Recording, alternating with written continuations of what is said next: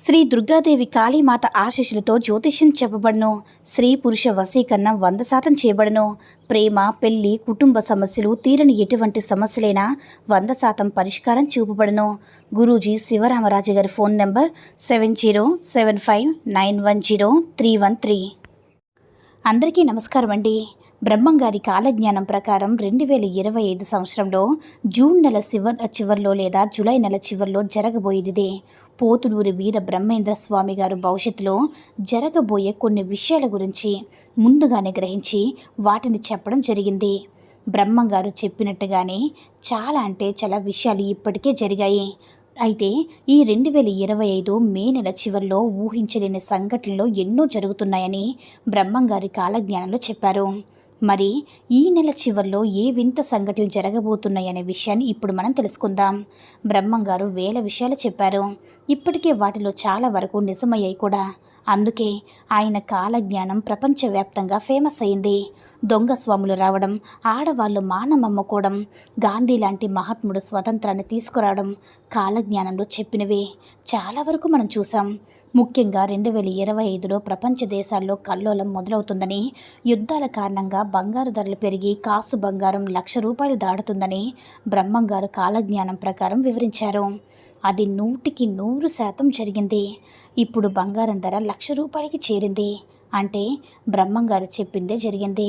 ఇక ఈ నెల కూరగాయల ధరలు కూడా విపరీతంగా పెరిగిపోతాయని, అవి కొనలేని పేదవాళ్ళు కూడా ఆకలితో చనిపోతారని, ఆకలి చావులు పెరిగిపోతాయని బ్రహ్మంగారు తన కాలజ్ఞానంలో రాశారు.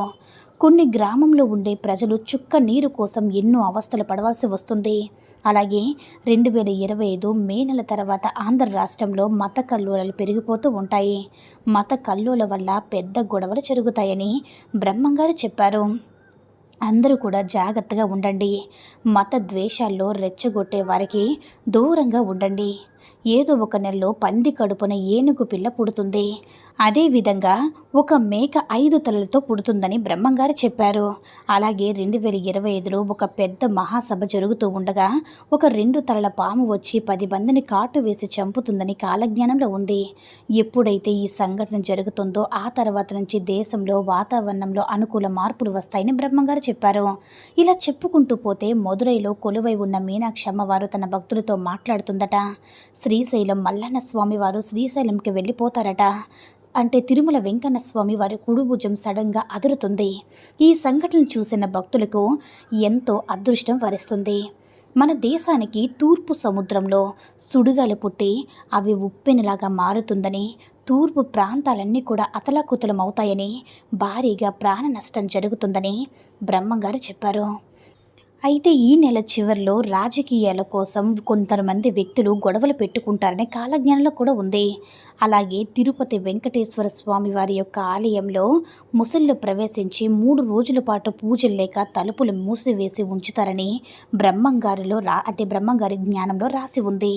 అలాగే శ్రీ వెంకటేశ్వర స్వామి వారి సంపాదన గుర్తు తెలియని కొంతమంది దొంగలు అపహరించుకుని పోతారని బ్రహ్మంగారు చెప్పారు. అంతేకాదు భవిష్యత్తులో భారతదేశంలో యువత ఉద్యోగాలు లేక తప్పుడు మార్గంలో ధనాన్ని సంపాదిస్తున్నారు. ఆత్మహత్యలు, అలాగే ఆకాశంలో రంగులు మారడం, పిడుగుడుపల్లి జనాలు చనిపోవడం ఇలాంటి సంఘటనలు ఎన్నో ఈ సంవత్సరంలో చోటు చేసుకుంటూ ఉన్నాయి. వర్షాలు కురుస్తున్నాయి. ఈ వర్షాల వల్ల పంట నష్టాలు, ఆస్తి నష్టాలు, అలాగే ప్రయాణ నష్టాలు జరగవచ్చు. అలాగే 2025లో సెప్టెంబర్ నెలలో వచ్చే సూర్యగ్రహణం నాడు సూర్యనారాయణ స్వామి వారి దర్శనమిస్తారని బ్రహ్మంగారు చెప్పారు. అలాగే బ్రహ్మంగారి మఠానికి ఈశాన్య దిశలో ఒక మహిళ గర్భం దాలుస్తుందని, ఆ గర్భ సమయంలో ఆకాశం నుంచి పిడుగులు పడి అక్కడ ప్రజలు మరణిస్తారని, అలాగే విజయవాడలో ఉన్న కనకదుర్గమ్మ ముక్కు పుడక అంటే కృష్ణానది తాకుతుందని బ్రహ్మంగారు చెప్పారు. ఇది కనుక జరిగితే ఖచ్చితంగా ఒక పెద్ద ప్రళయమే ఏర్పడుతుంది. అలానే రానున్న రోజుల్లో ఒక 12 రోజుల వరకు గోదావరిలో చుక్క నీరు కనిపించకుండా పోతుంది. 13వ రోజున భయంకరమైన వరదలు ఏర్పడతాయి. అంతేకాదు ప్రజలు మన దేశపు సాంప్రదాయాలను వదిలి ఇతర దేశాల సాంప్రదాయాలను అనుసరిస్తారు. హత్యలకు, రేపులకు సినిమాల్లో ఇన్స్పిరేషన్గా ఉంటాయి. సోషల్ మీడియాలో ఫేమస్ అవ్వడానికి ఎంతైనా సరే తెగిస్తూ ఉంటారు. ఎన్ని నాటకాలైనా ఆడుతూ ఉంటారు. ఈ సంవత్సరంలో కిరాతులకు వెంటనే శిక్ష పడదు. మనుషుల మానవత్వాలు నీచస్థితి దిగజారిపోతూ ఉంటాయి. క్రూరంగా మారిపోతారు. ఇంక ఈ సంవత్సరంలో చట్టాలు, న్యాయస్థానాలు భయాన్ని కలిగించవు. మన చట్టాలు మోసం చేసేవాడిని, హత్యలు చేసేవాడిని ఏమీ చేయలేకుండా మారిపోతూ ఉంటాయి. అంతేకాదు భవిష్యత్తులో ఇద్దరు మగవాళ్ళు అలాగే ఇద్దరు ఆడవాళ్ళు మగ పెళ్లి చేసుకుంటారు. వారి కడుపున బిడ్డ కూడా జన్మిస్తుందని బ్రహ్మంగారు చెప్పారు. ఇప్పుడు ఈ రోజుల్లో చాలా కంట్రోల్‌లో మనం చూస్తూ ఉన్నాం. చాలా దగ్గరలో చూస్తూ ఉంటున్నాం కదా! మగవారు, ఆడవారిని పెళ్లి చేసుకుంటూ ఉన్నారు. వారికి పిల్లలు కూడా పుడుతున్నారు. ఇప్పుడు భారతదేశంలో పెళ్లి మగ చేసుకుంటూ ఉంటున్నారు కాబట్టి, ఇప్పుడు మనం బ్రహ్మంగారు చెప్పిన వాటిలో ఆల్రెడీ జరిగిపోయిన వాటిని గురించి కూడా తెలుసుకుందాం. శ్రీ పోతులూరి వీర బ్రహ్మేంద్ర స్వామి వారు ఈయన చాలా గొప్పవారు.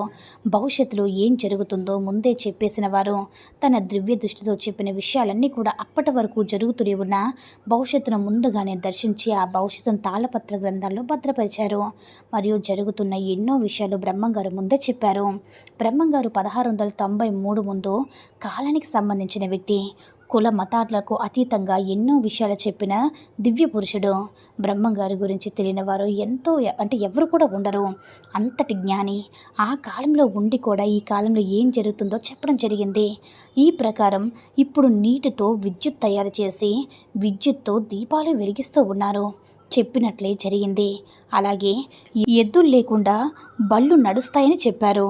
అది కూడా నిజమైంది. ఇప్పుడు ఏ వాహనాన్నైనా డీజిల్, పెట్రోల్, గ్యాస్ సహాయంతోనే నడుపుతున్నారు. కానీ ఎలాంటి జంతువులను వాహనాల కోసం వినియోగించట్లేదు. కాశీలోని దేవాలయం 40 రోజులు భక్తులు లేక మూతబడిపోతుందని బ్రహ్మంగారు చెప్పారు. కాశీని వరదలు ముంచెత్తడంతో అక్కడ కలరా వ్యాధి వ్యాపించి కాశీపట్నంలో ఉన్న గుడులన్నీ కూడా 40 రోజులు మూతపడ్డాయి.